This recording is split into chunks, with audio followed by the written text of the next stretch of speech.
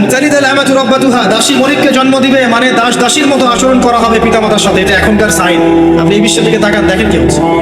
সত্যি সত্যি দাসী মনিবকে জন্ম দিবে। কিভাবে? দরিদ্র দেশগুলো থেকে মেয়েকে হায়ার করা। একটা দরিদ্র দেশের মেয়েকে নিয়ে এসে একজন পুরুষ স্পার্ম মানে শুক্রাণু, তার যে শুক্রাণুটা আছে এই শুক্রাণুটা বিশেষ পদ্ধতিতে ওই মেয়ের ওই ডিম্বাণুর সাথে মিলিত করে ইনজেক্ট করা হয়। মেডিকেল সায়েন্সের এখন অনেক পদ্ধতি আছে, এর মধ্য দিয়ে শুক্রাণু ডিম্বাণুকে একসাথে একত্রিত করে গর্ভের মধ্যে রেখে দেওয়া হয়। আস্তে আস্তে বাচ্চা বড় হচ্ছে। 9 মাস এই মেয়েটাকে খুব ভালো মতো খাওয়ানো হবে, ভালো খাওয়ানো হবে, ফ্রেশ পানি খাওয়ানো হবে। 9 মাস পরে এই মেয়ে বাচ্চা খালাস করলো। যে বাচ্চাটাকে জন্ম দিল এই মেয়েটা, গরিব মেয়েটা, এবার এই মেয়েটাকে কিছু ডলার দেওয়া হলো, বাচ্চাটা আমাকে দাও, তুমি বিদায় নাও। এই মেয়ে পারিশ্রমিক নিয়ে চলে আসলো। এই যে দাসী তার মনিবকে জন্ম দিয়ে চলে গেল। নবী সাল্লাল্লাহু আলাইহি ওয়াসাল্লাম 1400 বছর আগে বলেছেন এমন একটা সময় আসবে দাসী মনিবকে জন্ম দিবে। চিন্তা করেন আর কতটুকু সময় বাকি আছে আপনার হাতে, আপনি ভাবতে থাকেন।